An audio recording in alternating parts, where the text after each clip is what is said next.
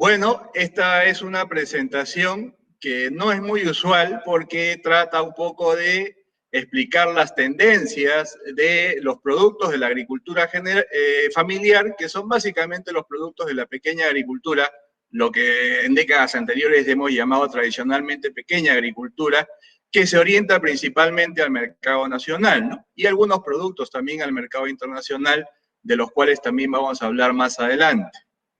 Bueno, a lo que vinimos, ¿no? El primer segmento vamos a hablar sobre el mercado nacional, ¿no? El diagnóstico típico de la oferta del campo, basado en el censo del 2012, porque hay que recordar que todavía no hay otro censo, ¿no? Que nos decía que tenemos cerca de 2.2 millones de pequeños productores agropecuarios, pero de ellos el 46% se dedican al autoconsumo.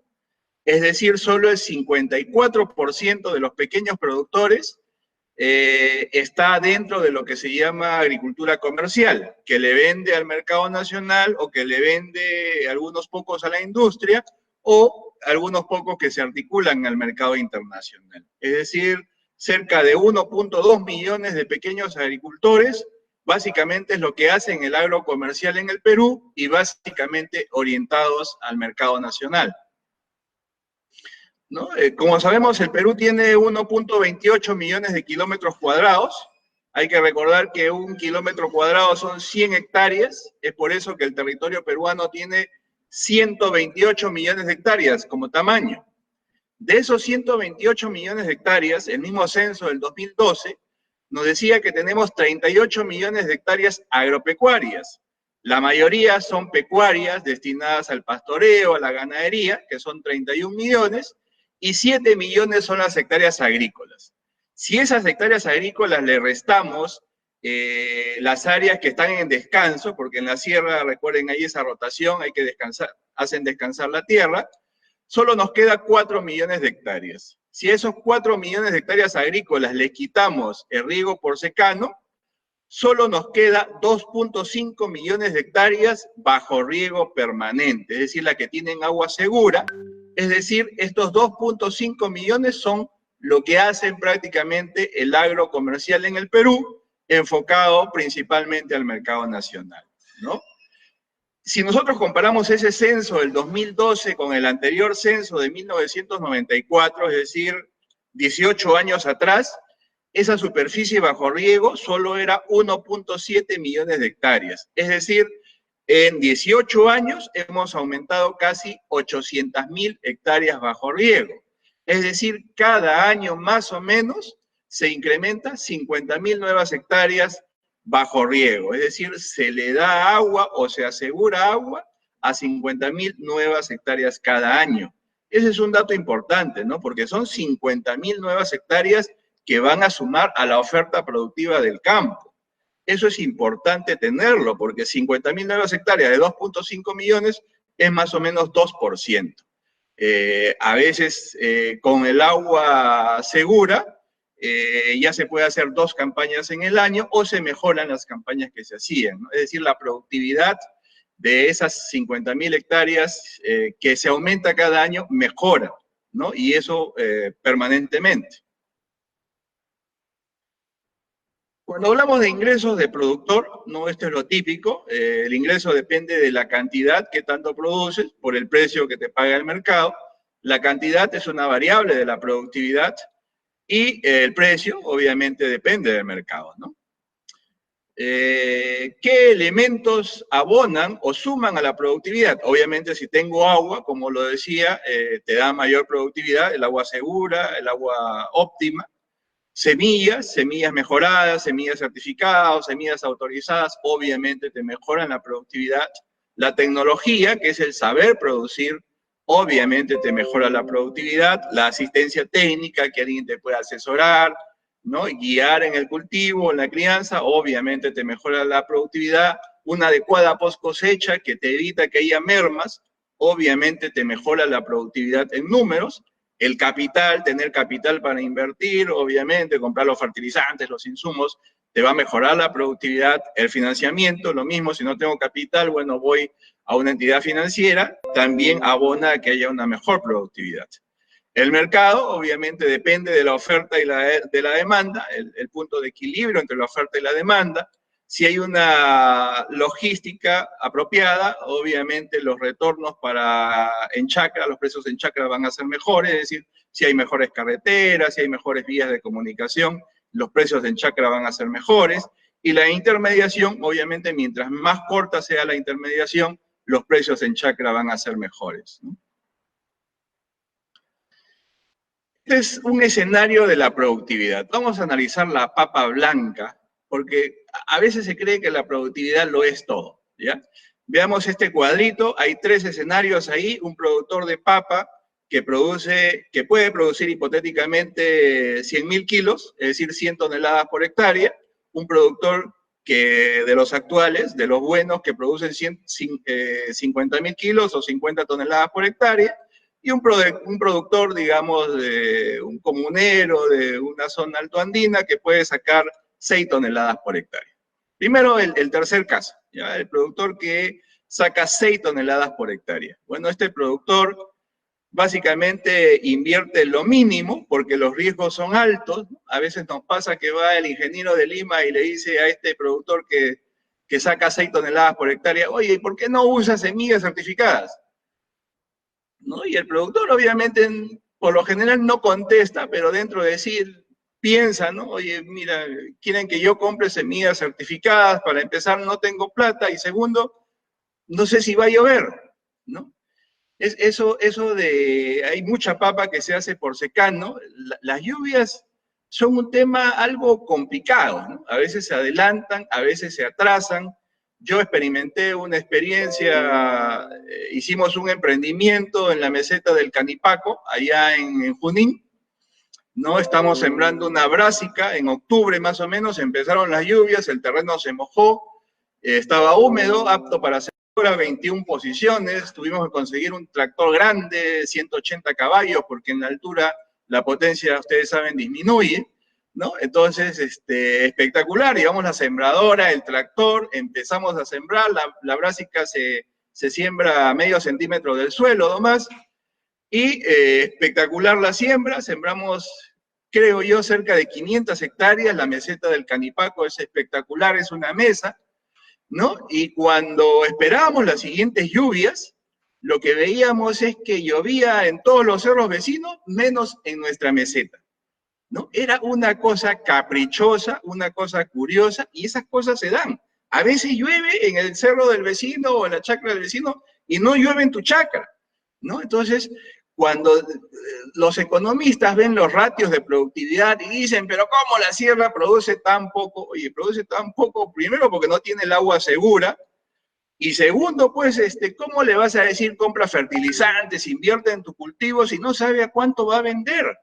¿No? Entonces, si no hay seguridad de un buen precio en chacra, ¿cómo este señor va a invertir? Entonces, lo que va a optar es lo que haría cualquiera, un escenario conservador.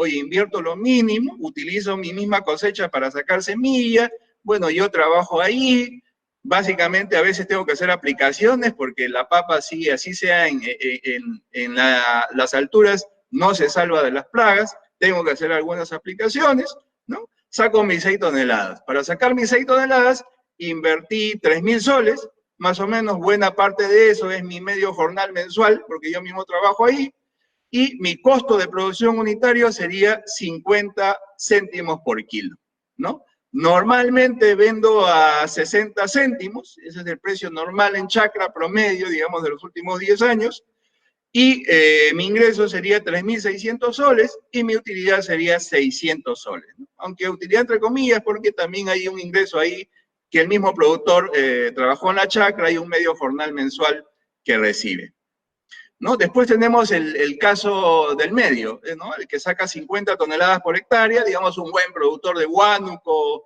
o de Cañete o de Barranca que saca 50 toneladas por hectárea, usa maquinaria, fertiliza bien, tiene sus insumos siempre, ¿no? Digamos, se gasta 20.000 soles por hectárea, su costo de producción unitario sería 40 céntimos, digamos que venda a 60 céntimos, Aunque vende un poquito más, normalmente que el pequeñito, ¿no? Sus ingresos serían 30.000 soles, su utilidad sería 10.000 soles por hectárea, ¿no? Pero digamos, el tercer caso todavía no se da en el Perú, pero puede darse sin problemas.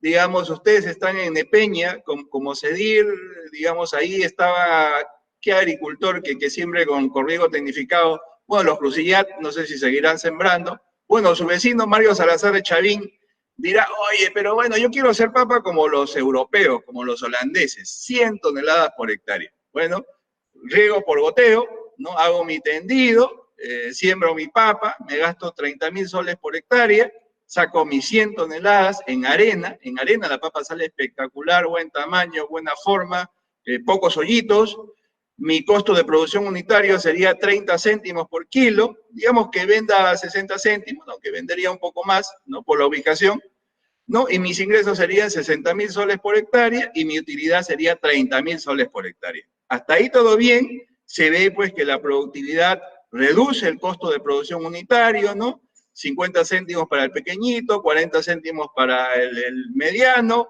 y 30 céntimos para el grande, full inversión, digamos, ¿no? Obviamente la productividad reduce el costo de producción, pero ¿qué pasa con la papa? Lo que hemos visto en los últimos meses y lo que se dio hace 2 años atrás también, es que si hay sobreoferta, el precio puede caer a menos de 30 céntimos por kilo. El precio en chacra puede estar 25 céntimos, puede estar 20 céntimos, puede estar 15 céntimos, puede estar 10 céntimos. Lo que quiero decir es que si existe sobreoferta, no hay productividad que te salve, amigos. Si existe sobreoferta, todos pierden. Así sea el grandote, full tecnología, full inversión, también pierden, ¿no? De modo que la mayor preocupación de la política pública, llámese en este caso Ministerio de Agricultura, en el caso de la papa y en otros productos de la agricultura familiar, debería ser evitar la sobreoferta, porque eso es lo más dañino que puede haber, mucho más que la falta de vías o la falta de una carretera apropiada, mucho más que la falta de tecnología, mucho más que la falta de financiamiento, de capital. La sobreoferta es el mayor peligro que hay para la pequeña agricultura y eso es algo que pareciera que no nos damos cuenta muy seguido, ¿no? Porque cada ministro que entra lo único que quiere hacer son canales de riego, quiere hacer puro cemento y no le da una mirada a los problemas de estructura de mercado que tenemos, ¿no? Dice Richard Webb, es uno de los que más y mejor ha estudiado la productividad en el agro. La parte resaltada dice que en los últimos 25 años la tasa promedio de crecimiento anual de la agricultura ha sido de 4.3% en cuanto a productividad. Según Richard Webb, la productividad de la agricultura aumenta 4.3% cada año. Y seguido dice, no hablamos de la agroexportación, de los arándanos, nos referimos a la agricultura de los pequeños que se están tecnificando con cultivos, y la ganadería también, ¿no? No es un secreto que los pequeños ganaderos sacan 20 litros, sacan 25 litros diarios por vaca, ¿no? Cuanto a leche, ¿no? No es novedad que en toda la costa central por lo menos el 30 o 40% de las tierras son alquiladas a productores que tienen unos rendimientos espectaculares. Y también, vale decir, esas 50.000 nuevas hectáreas que cada año le damos agua, también abonan a que haya una mejor productividad. Aunque pareciera mentira, la productividad de la pequeña agricultura, y esto lo demostró muy bien Richard Webb, aumenta cada año. Entonces, todo lo anterior, ¿qué nos configura? Nos configura un escenario de sobreoferta. Estamos produciendo mucho en el campo, ¿no? Por lo que decía, hay 50.000 nuevas hectáreas que se le asegura riego cada año, la productividad de la pequeña agricultura aumenta cada año y la demanda no aumenta mucho, porque la población peruana aumenta menos del 1% anual. No creamos que los venezolanos han aumentado muchísimo la población, ¿no? En todo este tiempo, en todos estos 10 años, han venido como 1 millón de venezolanos, eso es más o menos 3% de la población peruana, es decir, en términos de aumentar la demanda, no es gran cosa, ¿no? Y el ingreso, que está relacionado al crecimiento de la economía en el Perú, también anda bajo, ¿no? 2-3%, ni hablar pues en el año del COVID, donde la economía ha decrecido o ha crecido negativamente más o menos 12%, y el consumo, que aumenta en el caso de algunos productos y disminuye en el caso de otros, tampoco es algo pues que eleve la demanda de la pequeña agricultura.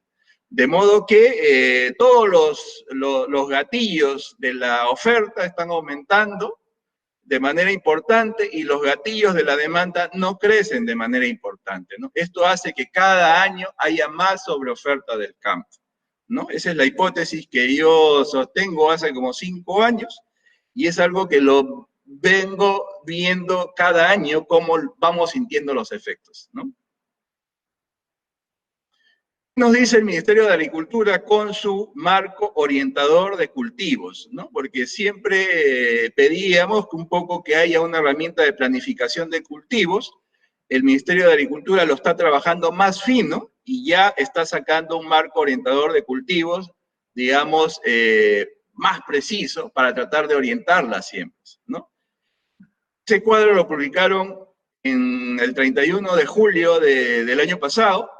Básicamente nos decía que para esta campaña del 2020 al 21, en cuanto a una matriz de 23 cultivos transitorios, ¿no? Se iba a sembrar poco más de 2.100.000 hectáreas. Es decir, eso era más que el promedio de lo que sembró los últimos 5 años, que fueron cerca de 2 millones de hectáreas, y eso era más de lo que se sembró la última campaña 2019-2020, que eran casi 1.900.000 hectáreas. Es decir, con COVID, con precios bajos, con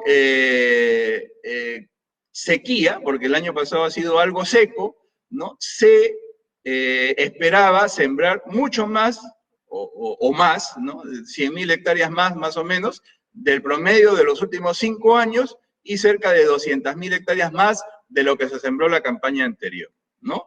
Ahí hacen un poco el resumen. En papas estaría creciendo más de 8%, en maíz amarillo duro 1.2%, en maíz amiláceo 0.5%, en choclo casi 9%, y esto es peligroso. En quinoa se estaría sembrando 9% más. Eso es lógico, porque siempre que el precio de la papa está bajo, el área de siembra de quinoa aumenta, ¿no?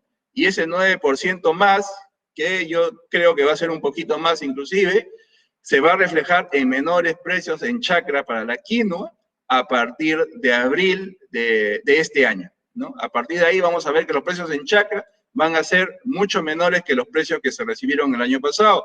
Y obviamente también es una mala noticia de la papa porque nos va a decir que los precios no se van a recuperar este año para la papa, ¿no? Pero esto fue en julio del año pasado. En octubre del año pasado el ministerio hizo una actualización, porque recuerden que para octubre se veía una sequía crítica, ¿no? Y se hizo pues un monitoreo de cómo estaban avanzando las siembras, y lo que encontraron es que a octubre más o menos había sembrado lo mismo que se ha sembrado en los últimos 5 años, ¿no? Es decir, no se ha disminuido las siembras a pesar de la sequía, y hay que recordar que a fines de noviembre, diciembre, enero ya ha habido agua, ¿no? Ya las lluvias empezaron fuerte y a partir de fines de noviembre o diciembre ya se ha empezado a sembrar arroz con más fuerza, maíz con más fuerza y otros cultivos con más fuerza. De modo que en esta proyección de siembras del ministerio que prevén que va a aumentar 100.000 hectáreas con respecto al promedio de los 5 años, o 200.000 hectáreas respecto a lo que se sembró en la campaña anterior, se va a quedar corta. Creo que todavía vamos a sembrar un poco más de lo que ha estimado el ministerio, ¿no? Lo que es una evidencia de lo que decía, la sobreoferta del campo, aún con COVID, aún con precios bajos, aún con amagos de sequía, seguimos sembrando más, lo cual va a complicar más la situación de los precios en el mercado. ¿Y cómo se forman los precios, no? Hace 40 años, los precios se formaban en el mercado mayorista de Lima, llegaban 100 camiones de papa, tenía un precio, llegaban 90 camiones, era otro precio, 80 camiones, se formaba según los camiones que llegaban al mercado de Santa Anita, ¿no? Esta secuencia del pequeño productor, vende a un acopiador, ese acopiador a un mayorista zonal, y el mayorista zonal coordina con el mayorista de Lima. Se da casi en todos los productos con algunas variaciones, pero es más o menos lo mismo.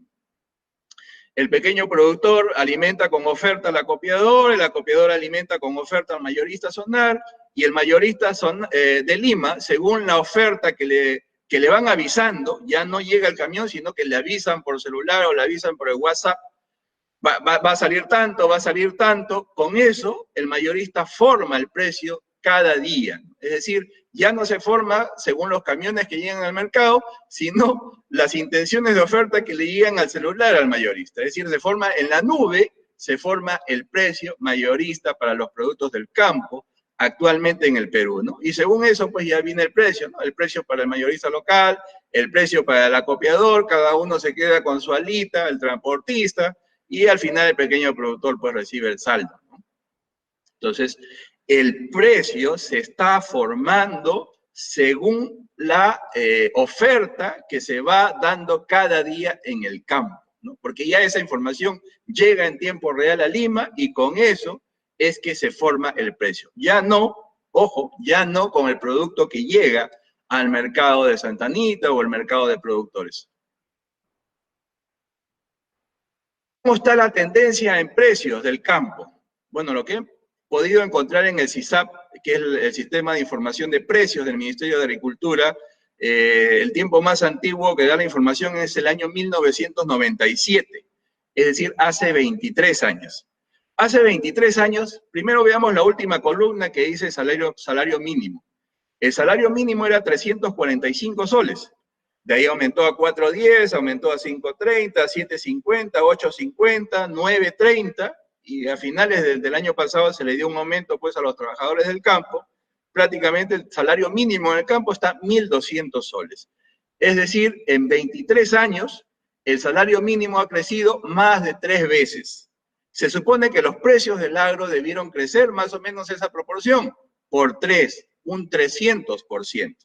Pero veamos cómo han crecido los precios del agro. La papa, prácticamente el precio es el mismo del año 1997, un poquito más bajo inclusive.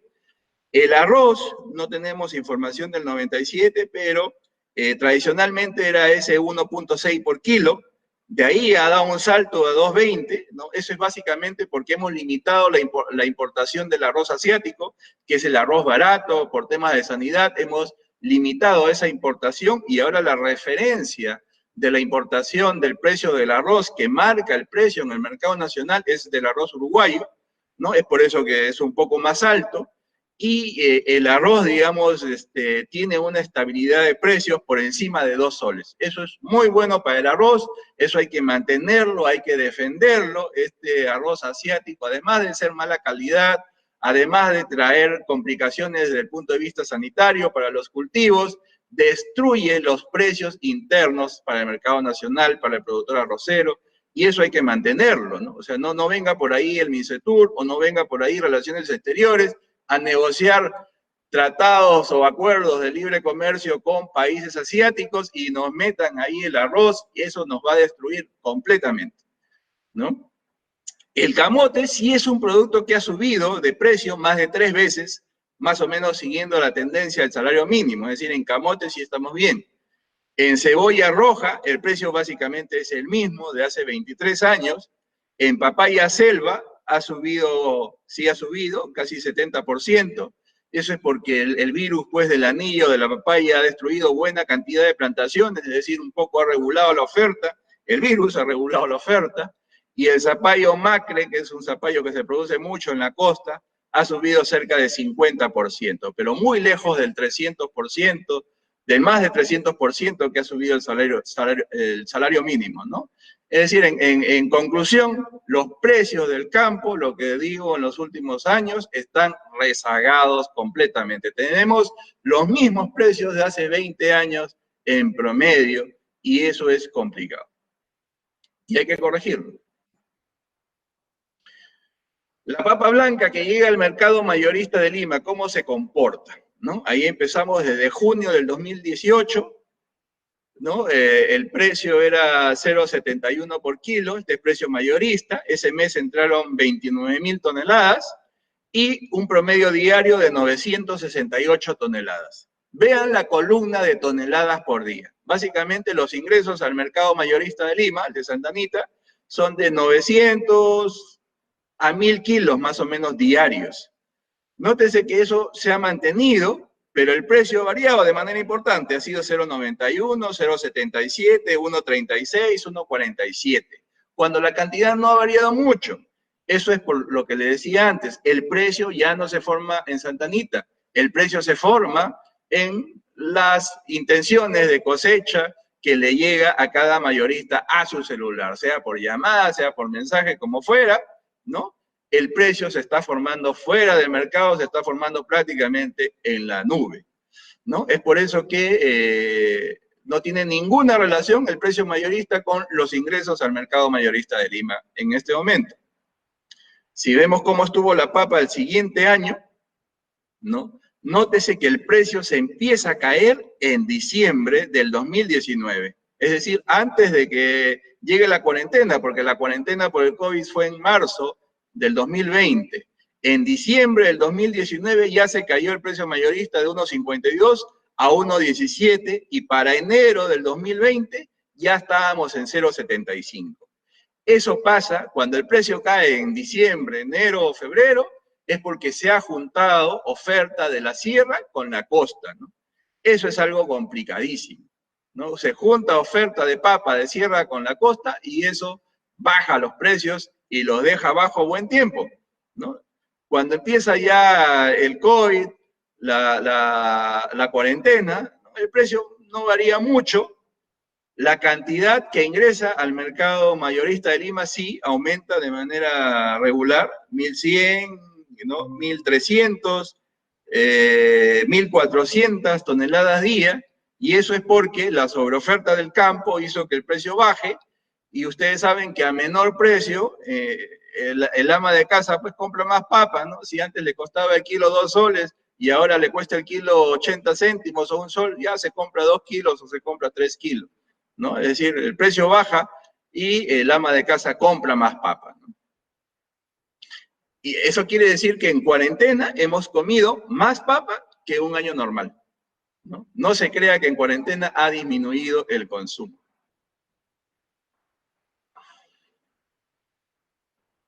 ¿Cómo es la estructura de la papa blanca, ¿no? Este es un modelo de cómo varía el precio en función de la oferta del campo, ¿no? Este es un modelo que yo lo he estimado, ¿no? Y una estimación así de especialistas normalmente tiene una precisión del 80%. Si quieres una precisión mayor del 90%, ya hay que hacer estudios más finos de la oferta a nivel mensual, ¿no? O mensual por zona de producción se va haciendo y se va haciendo un modelo. Nunca vas a encontrar una precisión al 100% porque hay muchos supuestos y muchas variables allí que influyen. Pero esto es más o menos un modelo de cómo se comporta el mercado nacional de papa a grandes rasgos.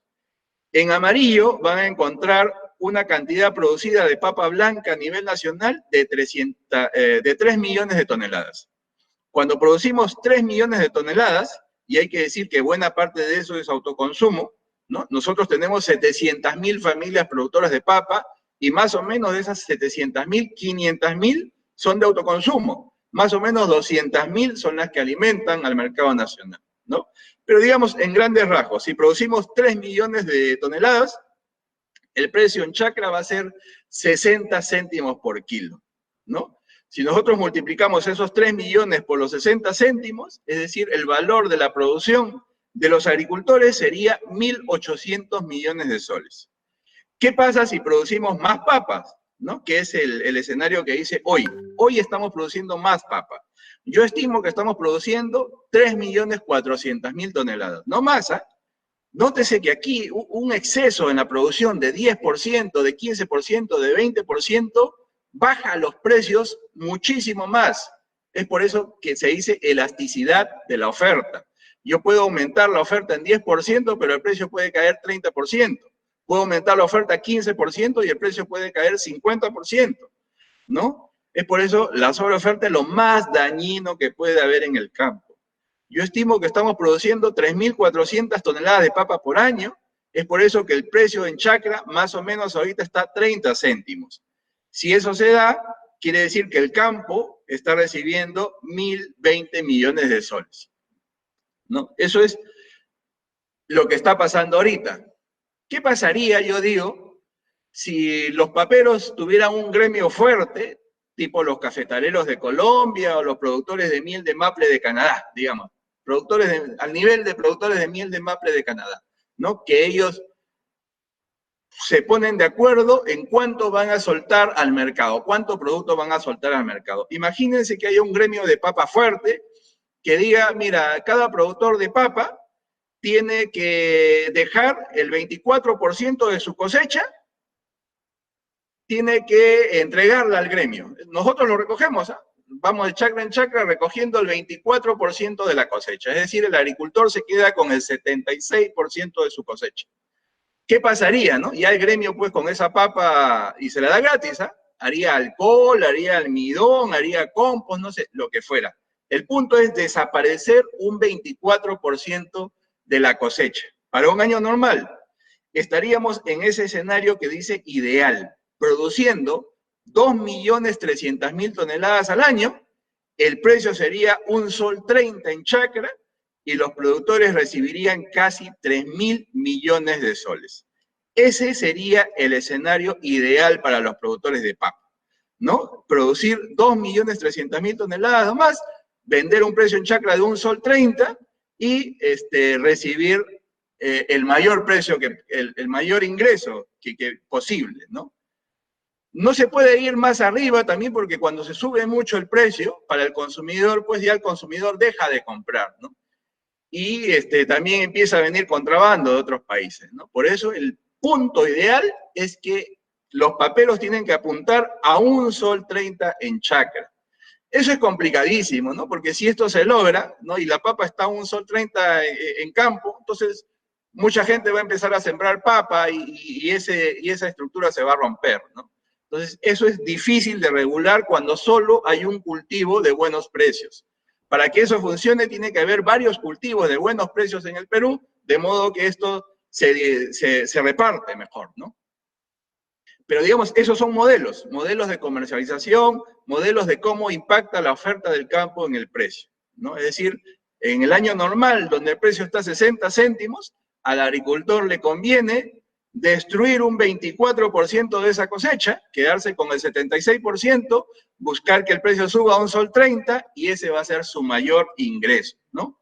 En el cuadrito de abajo más o menos lo pongo, un productor que produce 10 toneladas, vendiendo a 600 soles la tonelada va a recibir 6.000 soles, pero imagínense, le destruimos 2.4 toneladas, se queda con 7.6 toneladas, pero vendiendo a 1.300 soles va a recibir casi 10.000 soles.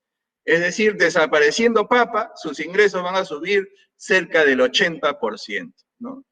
Eso se hace en algunos productos, en algunos países, pero con tantos productores aquí en el Perú es bien difícil hacerlo, ¿no? Ese es un trabajo de coordinación, y ojo que la coordinación está catalogada como una falla del mercado y corresponde al Estado resolver las fallas de mercado. Eso es para un economista liberal, para un economista pro mercado.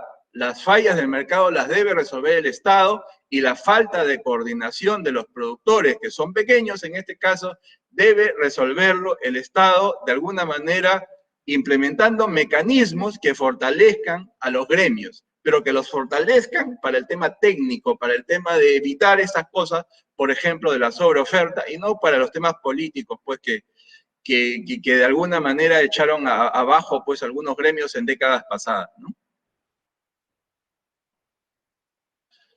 La papa amarilla, ¿cómo se ha estado comportando? Recordar que la papa blanca más o menos era 1.000 toneladas al día, la papa amarilla es la 10ª parte, más o menos 100 toneladas al día, lo que ingresa al mercado de Santa Anita.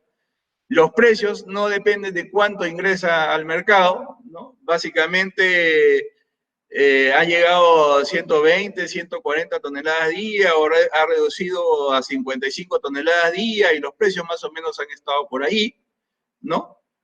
Pero esa reducción que ven de abril del 2020 a septiembre del 2020 es básicamente porque los restaurantes de Lima no han estado funcionando, ¿no? Que son buenos demandantes de papa amarilla, ¿no? Los restaurantes demandan más papa amarilla que blanca, y al estar pues cerrados, operando a media caña, ¿no? Han demandado menos papa, ¿no? Es por eso esos menores ingresos al mercado mayorista de Lima, ¿no? Pero el precio, como digo, no depende de esos ingresos, sino el precio depende de la oferta en el campo, ¿no? Se han recuperado, está a 2 soles más o menos a nivel mayorista. Bueno, y la tendencia es que se mantengan esos precios, ¿no? ¿Cómo está el arroz corriente? Octubre del 2019, 2 soles por kilo, precio mayorista más o menos. Enero del 2021, 2 soles 25, ha subido un poco, ¿no? Pero más o menos el arroz está estable ahí por esa limitante a que ingrese el arroz asiático al Perú. Eso hay que mantenerlo, y eso va a dejar tranquilo pues a nuestros arroceros en los próximos años, ¿no? Entonces, el arroz no tiene muchos problemas y hay que sostenerlo así, ¿no? El camote amarillo, ¿no? En octubre del 2019 estaba con 1 sol, más o menos el kilo. En enero del 2021 está con 94 céntimos, más o menos lo mismo, ¿no? Es decir, el camote hay que dejarlo ahí tranquilo, ¿no? No hay que producir más, hay que mantener más o menos esa oferta que está actualmente, y no va a tener problemas. La cebolla roja, aquí sí hay una complicación. Miren, en octubre del 2019, la cebolla roja estaba a 63 céntimos el kilo. En enero del 2021 está un poco más de 1 sol. Es decir, la cebolla roja ha estado subiendo de precio en el último año. ¿Esto qué va a hacer? Como el precio está bueno, más de 1 sol ya es un buen precio para la cebolla, van a haber siembras en exceso de cebolla, y eso va a bajar los precios para la segunda mitad del año, ¿no? O sea, la tendencia es que los precios van a estar un poco más bajos, ¿no? Probablemente regresemos a los 70 céntimos, a los 60 céntimos por kilo mayorista, ¿no?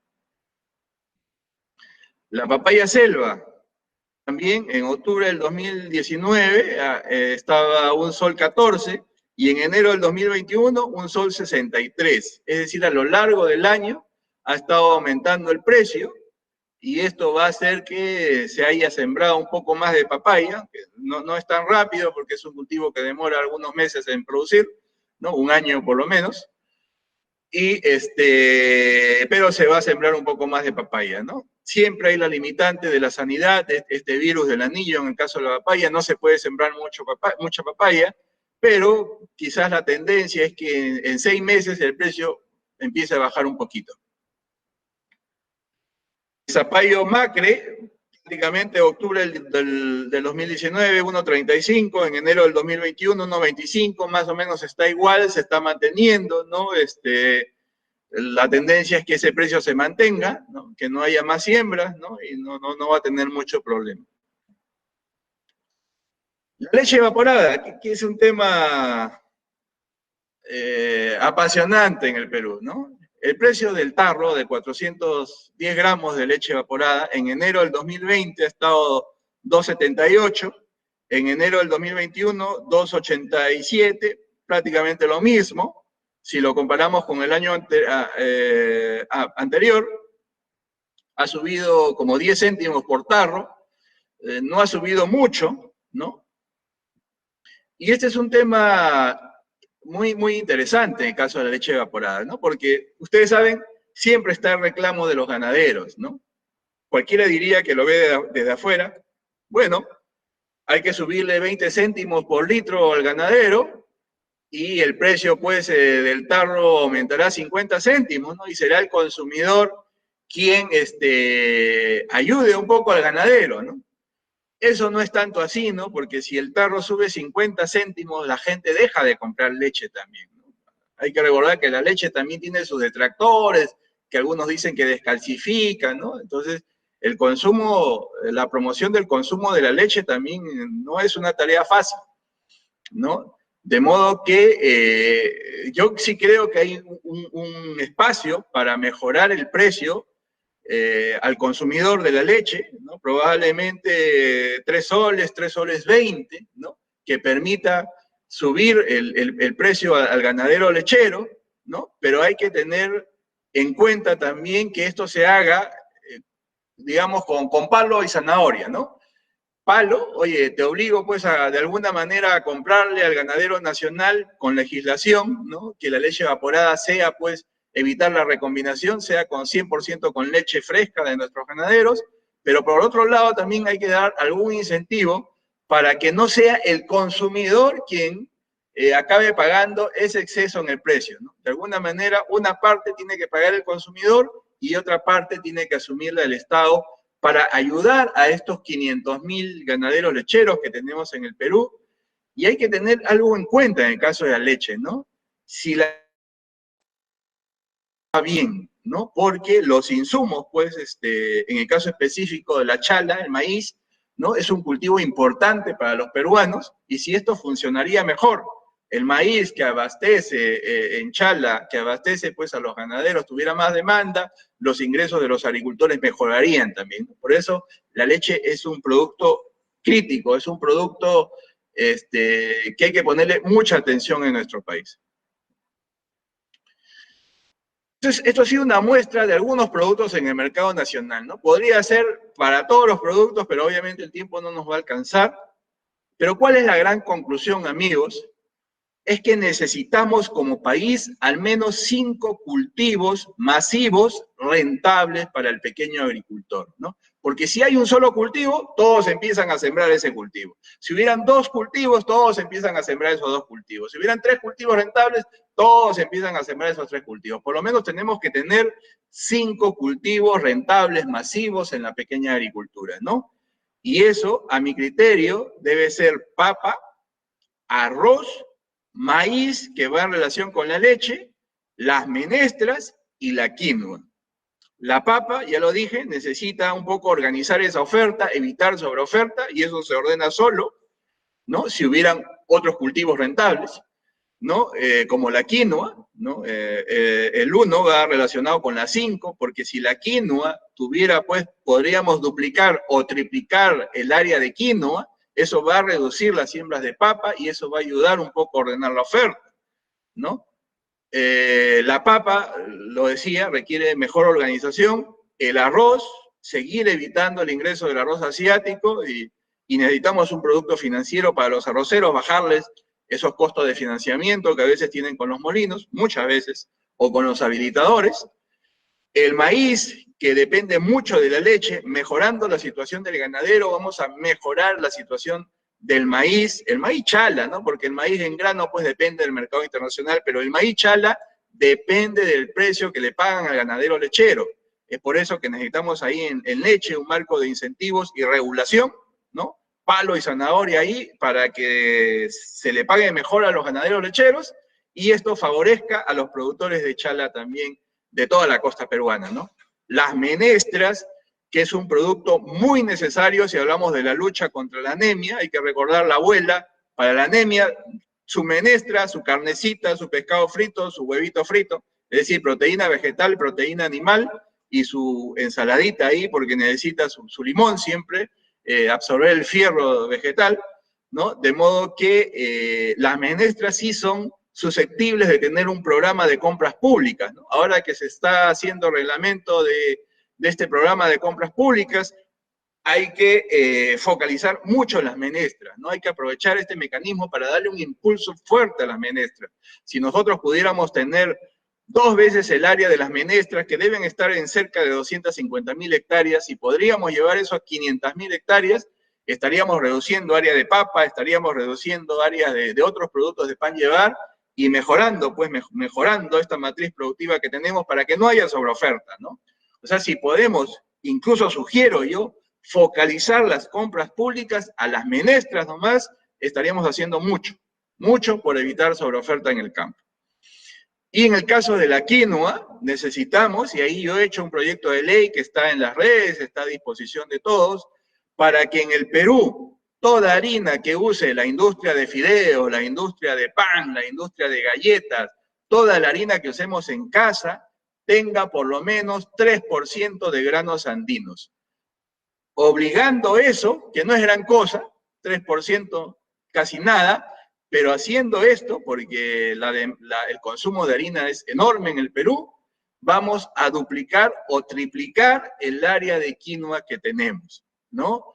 Haciendo eso, vamos a reducir enormemente la oferta de papa, y eso es un poco que va a ayudar a regular la sobreoferta, ¿no? Por eso, yo sugiero esta matriz de 5 productos, en caso de maíz va en conjunto con la leche, que hay que ponerle mucha atención. Si resolvemos el problema de estos 5 productos, tenemos el 90% del problema resuelto, porque los demás cultivos ya se resuelven de manera espontánea, ¿no? Ya se arregla un poco la matriz productiva del país, ¿no? Orientada al mercado nacional.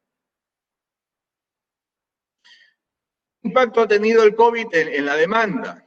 ¿No? Vamos a analizar todo lo que ha ingresado al mercado mayorista de Lima, ¿no? Mercado mayorista de Santa Anita. Ustedes saben que la cuarentena empezó rígida el 16 de marzo, ¿no? Ahí hemos escogido el 17 de marzo, que está resaltado en amarillo, porque fue un martes, ¿no? Un martes es un día normal, digamos, para medir el abastecimiento. Ese martes, ya en cuarentena, miren, entraron cerca de 9.000 toneladas al mercado mayorista. El martes del año anterior entraron 6.800 toneladas. Es decir, en cuarentena inclusive entró más producto al mercado de Santa Anita, ¿no? Es decir, si vamos al martes del mes anterior, fueron 7.800 toneladas, y si vamos al martes del mes siguiente, fueron 9.300 toneladas, ¿no?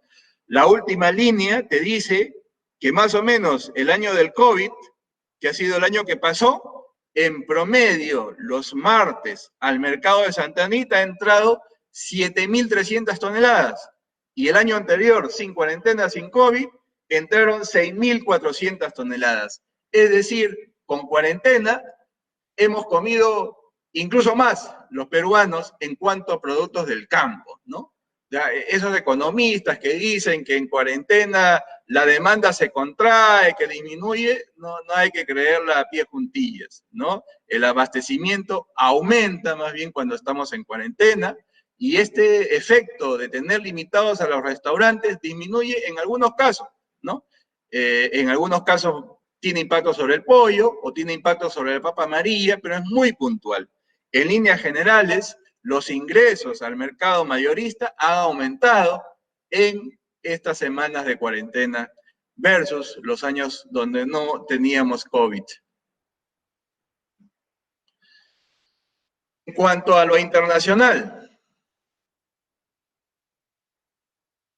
que corresponde a la pequeña agricultura o agricultura familiar, ¿no? ¿Qué pasa con la quinoa, amigos? Enero del 2020, el precio promedio de exportación de la quinoa fue de 2,60 soles. Febrero del 2020 ha ido cayendo, 2,57. Marzo se mantuvo, abril subió un poco, mayo subió un poco, junio empezó a bajar, julio bajó un poquito más, agosto bajó mucho más, septiembre siguió bajando, octubre se recuperó un poco, noviembre bajó, y diciembre estamos en 2,33. Si comparamos eso con respecto al año anterior, vamos a ver que los precios del 2020 de la quinoa han disminuido con respecto al 2019. Esto es evidencia, y todo está relacionado, del precio bajo de la papa. El precio de la papa está bajo, la gente empieza a sembrar más quinoa, empezamos a exportar más quinoa, el precio de exportación empieza a bajar, y el precio en chacra para el productor va a bajar también, ¿no? Y inclusive la última mitad del 2020, ¿no? Hemos sembrado más quinoa que la campaña anterior, de modo que este precio de exportación va a seguir bajando.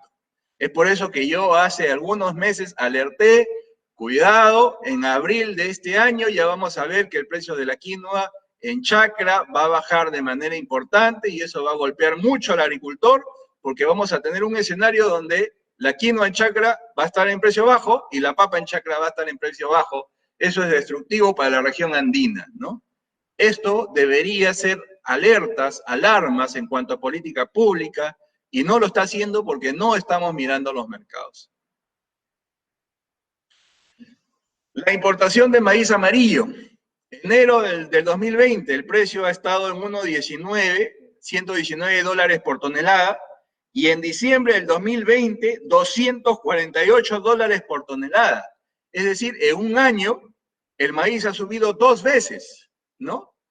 Y eso va a seguir subiendo. Las materias primas agrícolas, como maíz, como soya, como trigo, están subiendo de precio, ¿no? Y eso va a complicar en buena parte a los productores lecheros, ¿no? Porque el maíz le sube, la torta de soya también le va a subir, y eso va a complicar, ¿no? Y eso obliga a mirar con urgencia el tema del precio que le estamos dando al ganadero lechero. No como exigencia a la empresa de págale más, sino cómo vemos qué incentivos le damos a esta industria lechera para que de alguna manera mejoren los precios al ganadero y de alguna manera las inversiones, pues, y las empresas no se vean afectadas en cuanto a su competitividad, ¿no? Eso es importante verlo, es importante discutirlo, requiere, pues, tomar medidas muy especializadas, pero muy necesarias, porque, lo repito, el campo está golpeándose tremendamente y esa sobreoferta va a seguir y cada año la situación va a estar peor.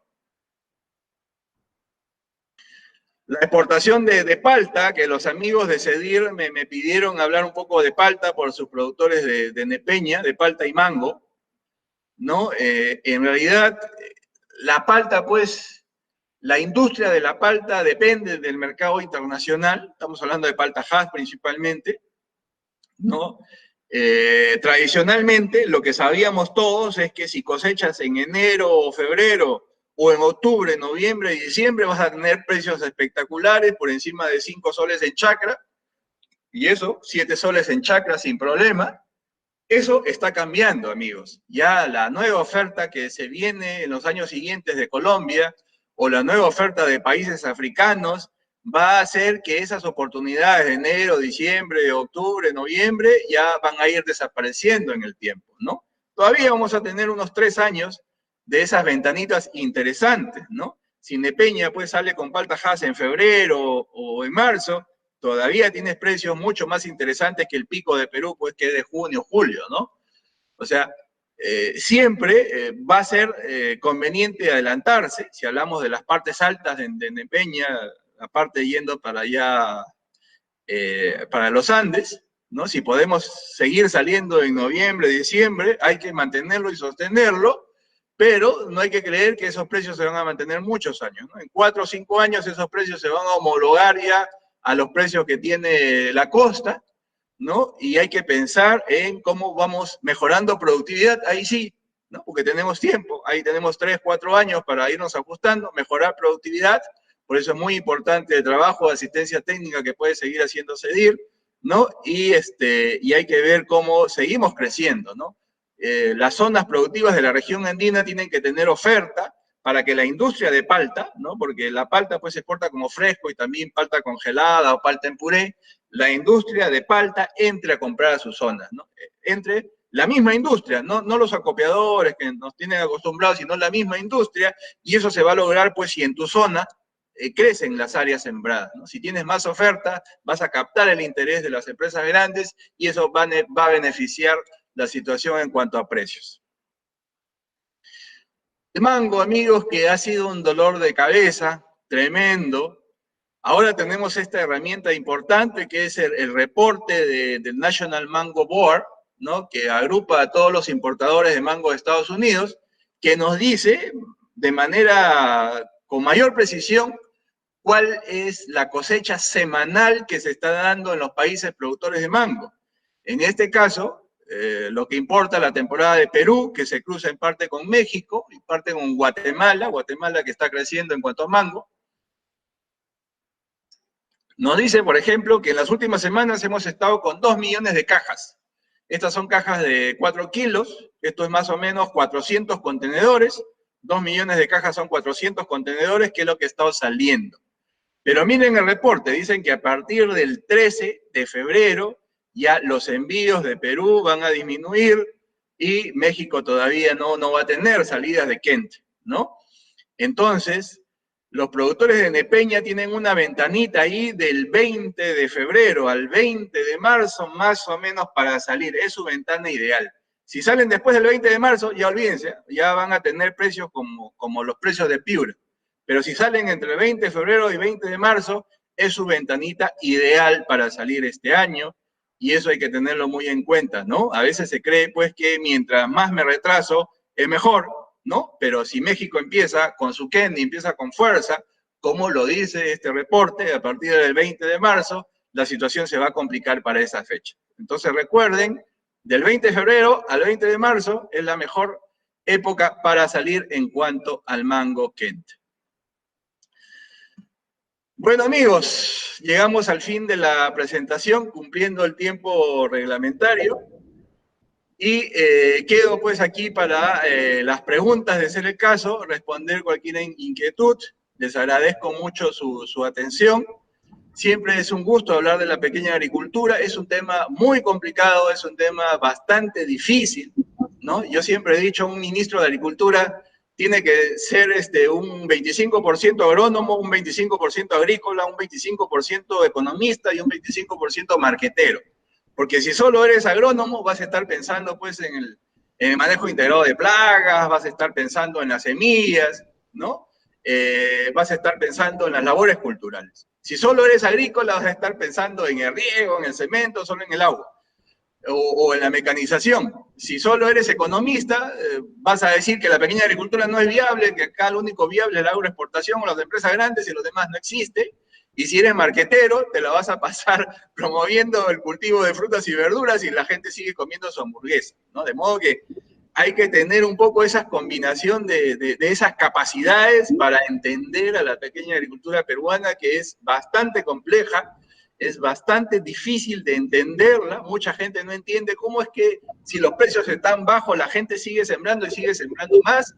Eso no se entiende mucho, eso requeriría otro seminario virtual un poco para explicarlo, pero hay muchas cosas que no se entienden a la primera, ¿no? Hay que escarbar mucho, pero la pequeña agricultura es un tema apasionante, es un tema que tiene muchísimo futuro. Yo soy un convencido del futuro de la pequeña agricultura, ¿no? Soy un convencido del potencial que tiene el Perú para tener una oferta gourmet, una oferta de alto valor, relacionado a eso, una industria alimentaria más saludable, que aproveche nuestros insumos maravillosos. Potencial tenemos muchísimo, pero también necesitamos muchísimo trabajo, necesitamos pues un trabajo coordinado entre el sector público y el sector privado, comprendernos más, necesitamos pelear menos y el futuro nos será grande para todos, ¿no? Muchísimas gracias, amigos de CEDIR, por esta oportunidad y quedo pues a la disposición para ver si hay alguna consulta.